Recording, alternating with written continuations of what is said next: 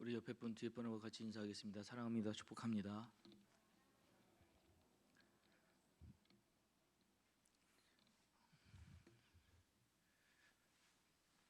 방금 3분 예배 끝나고 한 권사님이 저한테 오셔가지고 목사님 요즘 기도를 되게 열심히 하시나 보다고 이렇게 말씀하시는데 너무 지금 양심에 갇히게 돼서 기도를 열심히 해서 그런 게 아니고요. 침을 잘못 삼켰습니다.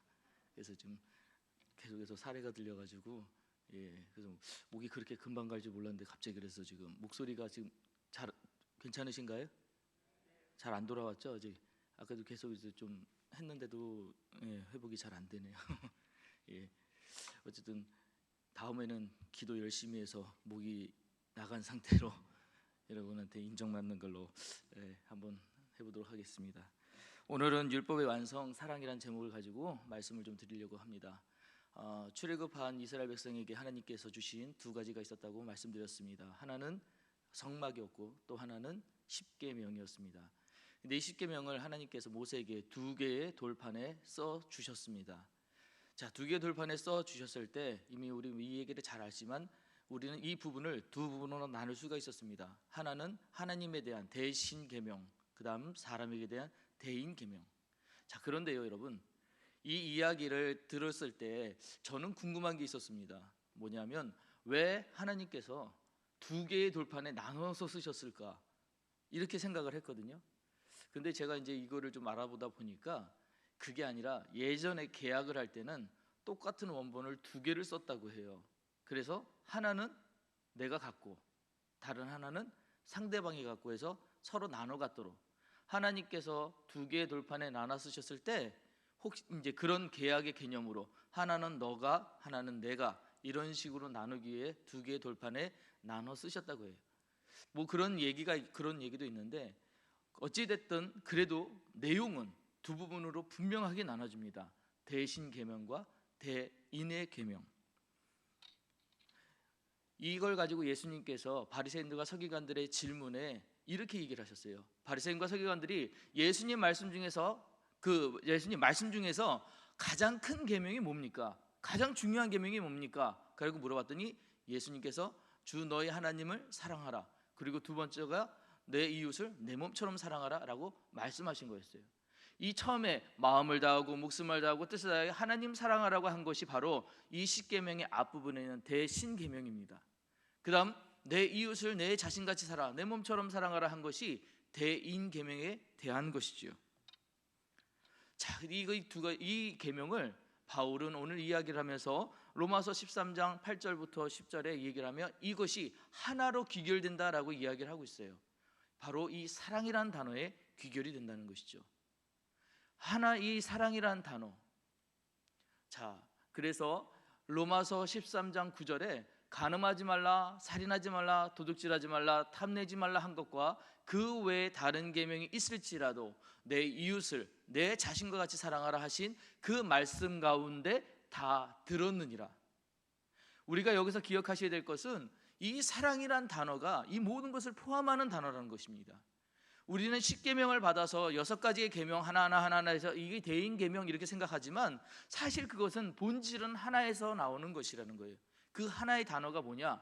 바로 사랑이라는 것이죠. 이 사랑 안에 하나님의 마음이 다 담겨 있고 이 사랑이란 단어 안에 우리가 해야 되는 모든 것들이 담겨 있다는 것입니다. 자, 그럼 우리는 이 사랑이란 단어를 과연 잘 이해하고 있는가를 보셔야 돼요. 정말 이 사랑이란 단어가 내가 정말 이해하고 그렇게 쓰고 있는가를 한번 보셔야 됩니다. 자, 예수님께서 말씀하신 이 사랑이 과연 어떤 사랑일까? 이 예수님 시대의 헬라어에는 사랑을 갖다 네 부분으로 나눠놨습니다. 에로스의 사랑, 그다음에 스테로고, 그다음에 필레오, 아가페 이렇게 네 부분으로 나눠놨는데 나눠놓은 이유가 있어요. 사고가 달랐기 때문에 그렇습니다. 히브리적 사고와 헬라적 사고는 달랐습니다. 우리 히브리적 사고에는 사랑하면 야다라는 단어 하나에 다 끝나요. 어느 부분에 가든지 야다하면 이거는 하나님에 대한 사랑, 야다하면 이거는 필레오 친구 간의 사랑을 이야기하는구나, 야다하면 이건 에로스 사랑 남녀 간의 사랑을 이야기하는구나 그렇게 해석이 되는데 헬라인들은 그렇게 하지 않습니다. 헬라 사람들의 문화권에서는 이게 어떤 사랑인지를 정확하게 표시를 해줘야 돼요. 그래야지 그것을 이해를 했단 말입니다. 자, 그러다가 보니까 이 사랑을 갖다가 부분적으로 나눠서 누구든지 이 사랑하면 이거다라고 이해하기 쉽게끔 나누는 게 이 네 부분이에요.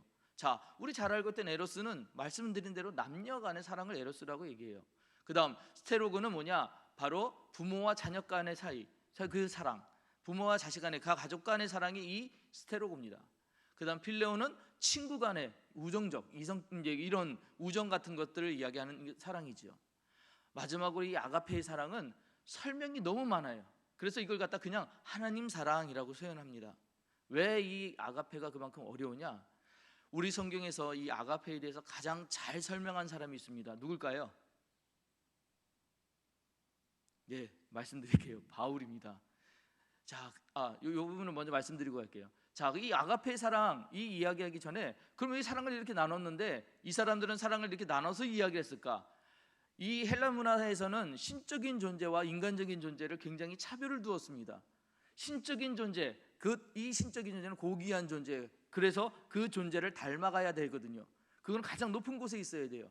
그래서 사랑도 마찬가지, 가장 고귀한 사랑과 가장 저급한 사랑이 있습니다. 그걸 어떻게 나누냐? 바로 사랑, 몸으로부터 시작하는 사랑부터 이성, 정신, 그 다음에 이제 이 하나님이 이런 신적인 사랑까지 이어지는 거. 그럼 가장 큰 사랑이 뭐냐? 아가페 사랑이라는 거죠. 이 사람들이 이렇게 이것들을 설명을 했습니다. 자, 그런데 이 바울이 이방인에게 가서 복음을 전했지 않습니까? 그 이들에게 하나님의 사랑을 설명하려고 할 때 이 하나님 사랑의 설명을 하나씩 하다가 보니까 너무 많은 거예요. 그런데 이걸 갖다가 그러면 이렇게 하자 해가지고 바울이 설명한 부분이 있습니다. 바로 고린도전서 13장에 나오는 사랑장의 그 이야기입니다. 여기에 바로 사랑, 이 사랑이 어떤 사랑이냐? 여러분 다 아시겠지만 이 사랑은 오래 참고 온유하고 시기하지 않고 자랑하지 않고 교만하지 않고 물에 행치 않고 자기의 유익을 구치 않고 탐내지 않고 악한 것을 생각하지 않고 불의를 기뻐하지 아니하고 자기의 유익을 구하지 아니하고 진리와 함께 기뻐하고 모든 것을 참고 모든 것을 믿고 모든 것을 바라고 모든 것을 견디는 사랑, 이게 바로 무슨 사랑? 아가페 사랑이라고 설명한 거예요. 이게 아가페 사랑이래요. 자, 이렇게 설명했더니 이들이 이제 이해는 됐겠습니다만 문제가 생겼습니다. 무슨 문제냐? 이걸 다 어떻게 지켜요? 이걸 다 지킬 수 있을까요? 그러니까 신적인 사랑, 아가페 사랑은 우리가 할 수 없는 거구나라고 생각하게 된 거예요. 과연 여러분, 하나님께서 우리에게 사랑이라는 단어 쓰시고 그리고 우리에게 아가페, 야다를 가르쳐 주셨을 때 할 수 없는 것을 가르쳐 주셨을까요? 우리가 못하는 걸 가르쳐 주셨을까요? 그걸 하라고 우리에게 종용하셨을까요? 아닙니다. 우리가 할 수 있는 거예요. 자, 근데 쉽지는 않다는 거, 여기에 우리의 그 함정이라는 게 있는 거죠. 우리가 과연 아가페 사랑을 할 수 있을까? 이 문제에 대해서는 지금 우리만 고민하는 게 아니고요, 이전 많은 분들이 고민을 했습니다. 그 중에 라이놀드 니버라는 이 신학자가 계셔요. 이분이 뭐라고 얘기했냐면 하나님과 마음의 일치를 통해 가능하다라고 얘기를 했어요. 다시 한번요. 하나님과 마음의 일치를 통해 가능하다. 그리고 나서 이분이 한 가지 이제 뭐라고 그럴까요? 말할 규칙을 하나 만들어냈는데 그게 뭐냐? 불가능의 가능성, impossible possibility라고 했는데 불가능의 가능성. 여러분, 이 말은 안 맞는 말이에요. 불가능이면 불가능이지 불가능이 어떻게 가능해요? 그렇잖아요? 안 맞는 말이에요. 근데 이게 가능해요. 우리한테는. 할렐루야.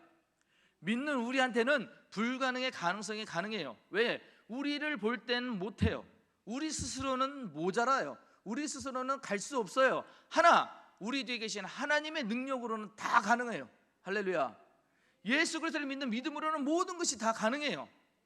그러다 보니 이 말이 세상 사람들, 믿지 않는 사람들, 알지 못하는 사람들에게는 안 맞는 모호한 말이지만 우리는 이 말이 전적으로 믿어지는 말인 거예요. 불가능의 가능성. 우리는 불가능한 사람들이지만 뭐든지 할 수 있는 가능성을 가진 사람들이라는 거예요. 할렐루야. 여기 계신 여러분들, 저나 여러분들 모두 다 불가능한 것들을 체험하고 살잖아요. 느끼고 사시잖아요. 그런데 그 불가능이 거기까지가 아니라는 거예요. 하나님의 아가페 사랑은 이걸 뛰어넘게끔 하는 불가능의 가능성을 가진 사랑이라는 거예요. 우리가 할 수 없는 사랑을 얘기하시는 것이 아니라 우리가 할 수 있는 사랑에 대해서 우리에게 이야기하신다는 거예요. 자, 그럼 우리가 할 수 있는데 우리는 과연 하고 있냐가 문제죠. 하나님은 할 수 있다고 우리에게 가르쳐 주셨고 우리에게 명령하셨는데 우리는 과연 우리 이웃에게 내 몸같이 사랑하는 이 아가페 사랑, 하나님을 온몸과 뜻과 전성을 다해서 사랑하는 그 아가페 사랑 하고 계시냐고요. 할 수 있는 그 사랑을 하려고 하시냐고요. 많은 사람들이 느끼겠지만 사랑하려고 했다가 포기하는 경우들이 많으셨을 겁니다. 왜요? 내가 사랑해보니까 안 되던데, 내가 그렇게 해보니까 모르던데, 그거 해봤자 내가 난 부족하던데, 이런 한계들을 만나셨을 거예요. 근데요, 사랑도요 연습이 필요하다는 걸 알게 됐어요. 여러분, 우리 몸을 단련시키기 위해서 훈련을 하잖아요. 좋은 걸 배우기 위해서 공부를 하는 걸 학습을 하잖아요. 이 것들이 다 뭡니까? 연습입니다. 뭐예요? 사랑도 연습이 필요하다는 거예요. 자꾸 안 된다고 포기하지 말고 되게끔 한번 해보는 거예요. 이렇게 한번 해보면 어떨까? 저렇게 하면 안 될까? 그래서 예수님은 어디까지 얘기하셨냐? 내 원수를까지, 원수를 사랑해까지 한번 해봐라 가지 말씀하신 거예요. 분명 안 되는 말이에요. 어려운 말입니다. 우리는 한계를 느껴요. 근데 말했잖아요, 불가능의 가능성이라고. 할 수 있는 일이기에 우리에게 연습을 하라고 하시는 거예요. 자, 그럼 여러분, 가장 쉬운 연습 누구부터 한번 해야 될까요? 여러분 가장 가까이 계신 분 누굴까요? 저요? 그렇죠. 여러분 가족들이죠. 여러분 가족들에게 사랑 연습 해보시는 거예요.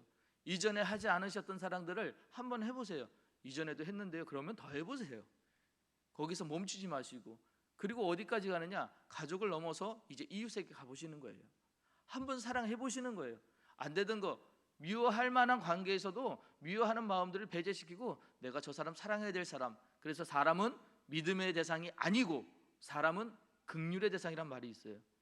긍휼함을 가지고 한번 이웃들에게 다가가 보는 거예요. 그러고 사랑을 한번 해보는 겁니다.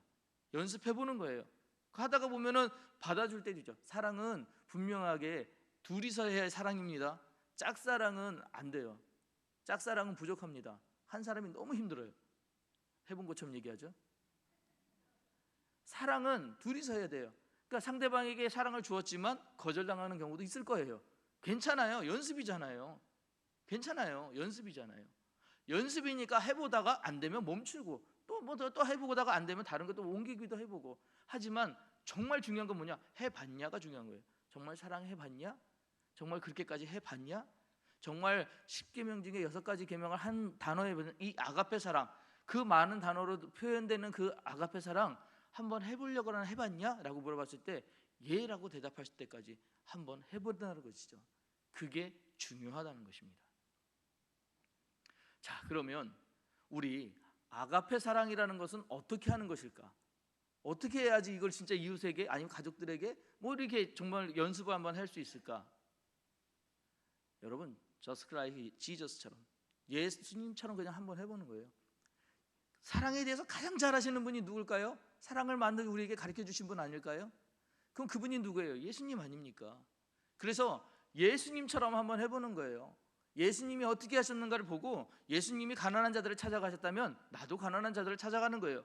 예수님이 병든 자를 찾아갔다면 나도 병든 자를 찾아가는 거예요. 그리고 해보는 거예요. 내가 그들을 사랑할 수 있는지 없는지. 요즘 다큐멘터리 나왔던 예전에 이태석 신부라는 분 혹시 기억하시나요? 이분이 굉장히 남수단인가요? 지금 이렇게 나라가 생각이 안 나는데 가가지고 거기에서 정말 어려운 일들을 하셨잖아요. 그런데 그가 하셨던 일 중에 뭐냐? 병자들을 고쳐주고, 그 다음에 그 전쟁에 통해 있는 사람들, 청상원들은 그들을 고쳐주고, 그들에게 음악을 가르쳐주고, 이 일들을 한 게 얼마 전에 또 이제 그 배웠던 제자가 다시 또 의사가 돼서 그 선한 영향력을 끼치는 일들이 TV에 방영된 적이 있습니다. 그 신부님을 보면 뭘 얘기하냐면 예수님이 생각이 난대요. 예수님처럼 그 사람이 보인대요. 그래서 그 마음 가지고 나도 자기 나라로 돌아갈 거라고 얘기를 하더라고요. 그리고 나도 이태석 신부처럼 할 겁니다 라고 얘기를 하더라고요. 물론 이분은 신부고 카톨릭 신부니까 우리랑 다른 종교이기에 좀 그렇게 보일 수도 있습니다. 하지만 우리 개신교에도 그렇게 사시는 분도 굉장히 많아요. 약한 자들을 위해서 낮은 자들을 위해서 자기의 높은 것 다 내려놓고 가지고 있는 거 다 풀어서 베풀고 사시는 분들 많아요. 그 삶이 뭘까요? 그 삶의 모습이 뭐라고요? 그게 예수님처럼 사시는 거 아닌가요? 그들이 예수님처럼 사신 거, 그것이 우리에게도 필요하다는 것입니다. 여러분, 예수님의 숨결을 느껴보신 적 계십니까? 나 예수님 숨결 느껴봤어 이런 분 계셔요? 정재승이라는 과학자가 있는데 이분이 재밌는 에피소드 하나를 이야기하는 걸 들었습니다. 이분이 고등학교 때 통영으로 이제 이렇게 여행을 갔나 봐요. 학교 전체로. 학교 갔는데 이제 물리 선생님이 이제 학생들 반들을 모아놓고, 자, 지금부터 이순신 장군의 숨결을 느끼기 위해서 우리 1분간 묵념하자 그랬대요. 그래서 1분간 묵념을 끝내고 이제 돌아오는 차 안에서 친구들끼리 그런 생각을 했대요. 우리가 과연 거기서 이순신 장군의 숨결을 느낄 수 있을까? 느낄 수 있을까요? 모르시죠? 근데 이 친구들이 어느 학교냐면 과학고 친구들이에요. 그래서 뭐라고 생각했냐면 이순신 장군의 숨결을 느낄 수 있는지 없는지 우리 한번 계산해 보자 그렇게 된 거예요. 그래서 계산을 시작했습니다. 어떻게? 사람이 한번 숨을 쉴 때 약 500리터 정도의 숨이 나온대요. 이 500리터의 숨을 한 3, 4주 동안 계속 해가지고 1년 정도 쉬게 되면은 1년 정도 그 숨을 쉰 찬야가 25톤 정도가 된답니다. 25,000kg이 된대요, 무게가. 그러니까 하루에 여러분이 숨을 쉬시는 숨의 양이 13kg래요. 별로 안 놀라시네요? 여러분이 드시는 것보다 훨씬 더 숨을 많이 쉬셔요. 먹는 양보다. 그러니까 13kg의 이 숨을 쉬시는 여러분들, 그러니까 이순신 장군이 53세에 돌아가셨으니까 이 땅에서 숨을 쉰 게 53년 아닙니까? 그러니까 거기에다가 53을 곱하고 그 다음에 이 이순신 장군이 계셨던 기간이 400년 전이잖아요. 그때부터 이제 이런 것들을 계산을 하는데 아보가드로의 숫자라 여기서부터 제가 설명이 안 돼요. 제가 문과거든요. 이과 계세요? 문과라 제가 계산이 안 되는데 아보가드로의 수를 곱해가지고 나오는 게 그 이제 수에 대한 양인데 그게 상당히 크대요. 그래서 결론이 뭐였냐? 결론이 우리는 지금도 이순신 장군의 숨결을 느낄 수 있다였대요. 여러분, 2000년 전에 이스라엘 땅에 예수님이 오셨어요. 30년 땅을 이 땅에 사시다가 33년 공생의 생활을 마치시고 하늘나라로 가셨습니다. 자, 예수님은 33년을 사셨는데 우리는 예수님의 숨결을 느낄 수 있을까요? 방금 말씀드렸잖아요. 과학적으로도 이게 설명이 했어요. 그러니까 우리도 느낄 수 있어야 돼요. 자, 근데 그렇게 느끼고 사는 사람들은 많지 않죠. 왜 그럴까요? 우리는 분석하고 해석하고 그래서 느끼는 것이 아니라 말씀 속에 살아계신 이 예수님의 말씀처럼 살면서 훨씬 더 많이 느끼기에 과학적인 게 필요 없습니다. 따질 필요가 없는 거예요. 묻지도 따지지도 않고 그냥 알게 되는 것이 예수님처럼 살아가는 그 삶이라는 거예요. 그런데 그렇게 살아가는 그 삶의 모습대로 우리가 살아가려고 할 때 가장 기반이 되는 이 아가페 사랑, 그걸 누구한테 배워야 되냐? 예수님처럼 한번 배워서 누구에게? 이웃들에게, 한번 내 가족들에게, 내 가까운 지인들에게 써보는 거예요. 해보는 거예요. 그렇게 살아가는 거, 그게 중요하다는 것입니다. 예수님 사랑은 종교를 초월합니다. 예수님 사랑은 나라를 초월합니다. 예수님 사랑은 환경을 초월합니다. 예수님 사랑은 시간을 초월합니다. 2000년 전에 오셨던 그분이지만 지금도 우리에게 영향력을 끼치셔요. 그분이 우리가 가지고 있는 어떤 믿음 안에서만 작동하시는 것이 아니라 우리가 만물 모든 곳에 그분의 숨결과 그분의 영향력이 있어요. 우리는 그 사랑을 체험하고 느끼며 살아야 된다는 것이죠. 예수님께서 안식일을 범했을 때 바리새인들이 막 질타를 했잖아요. 어떻게 안식일에 네가 그럴 수 있느냐라고 했을 때 예수님께서 요한복음 5장 17절에 아버지가 일하시니 나도 일한다라고 얘기를 하셨어요. 아버지께서 이날은 안식일이었기에 안식일을 범해도 된다라고 우리가 이해를 하고 있는데 사실은 그 말보다 이 뜻이 더 맞습니다. 하나님은 인생이 아니시니 시건하지 않으시고 인자가 아니시니 후회가 없으시도다. 어찌 그 말씀하신 바를 행치 않으시며 하신 말씀을 실행하지 않으시랴. 무슨 얘기냐?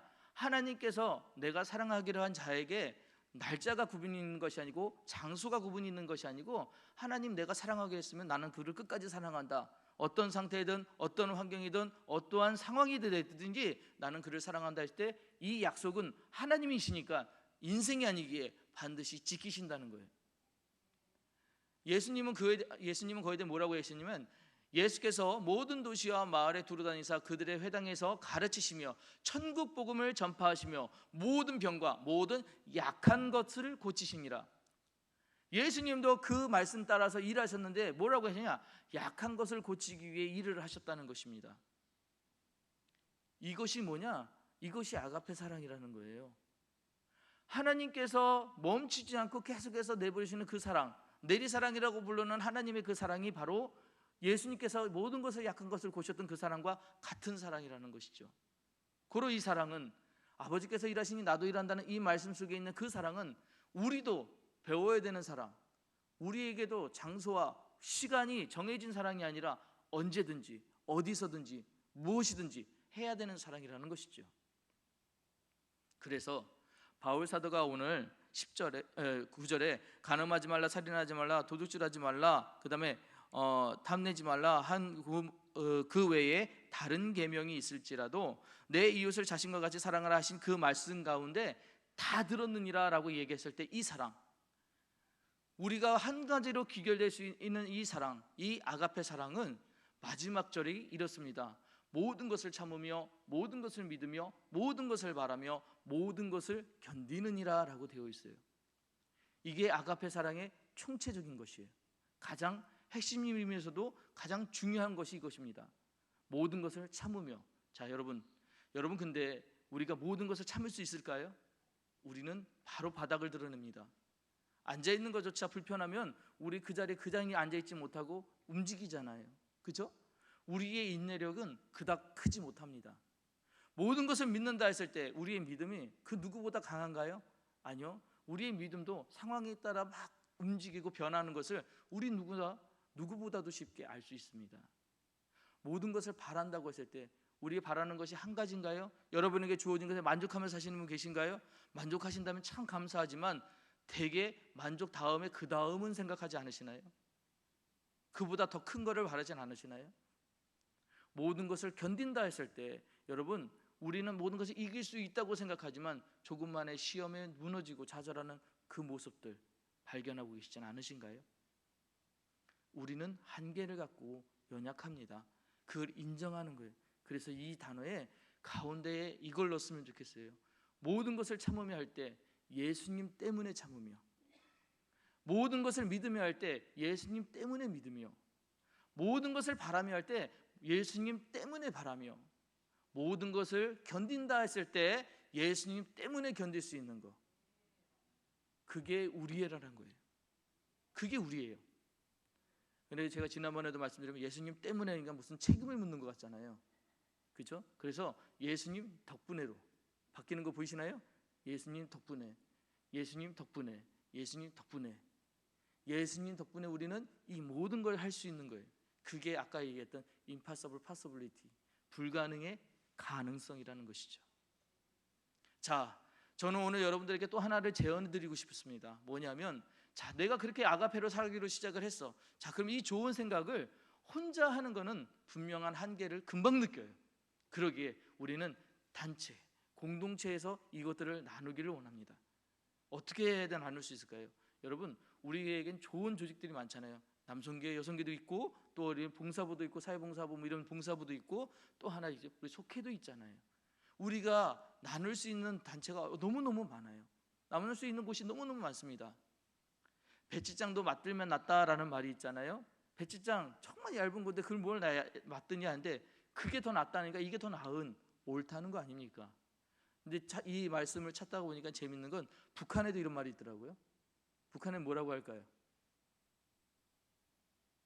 잘 보시겠죠? 종이 한 장도 맞들면 가볍다라고 한대요. 같은 뜻인데 말의 뉘앙스가 좀 많이 다르죠? 저는 이 같이 한다, 나누면 낫다, 이거를 기도를 한번 해봤으면 좋겠어요. 기도도 혼자 할 때보다 함께 할 때 힘이 납니다. 우리 함께 하는 기도, 누군가를 도와주는 기도를 중보라고 해요. 자, 근데 이 중보 기도를 제가 왜 여러분에게 말씀드리냐? 그 어떤 기도보다 중보 기도가 중요한 기도입니다. 왜냐? 여러분 기도하실 때 제일 처음으로 기도가 어떤 기도가 나오냐? 내 이익과 내 유익을 구하는 기도, 내 어려움을 피하기 위한 기도 먼저 나오게 되어 있어요. 누구나 다 시험을 당하면 그것부터 나옵니다. 근데 중보 기도의 목적은 내가 잘됨이 아니에요. 중보 기도는 자기 자신을 위한 기도가 아니라 타인을 위한 중재 기도예요. 하나님, 그 영혼 도와주세요.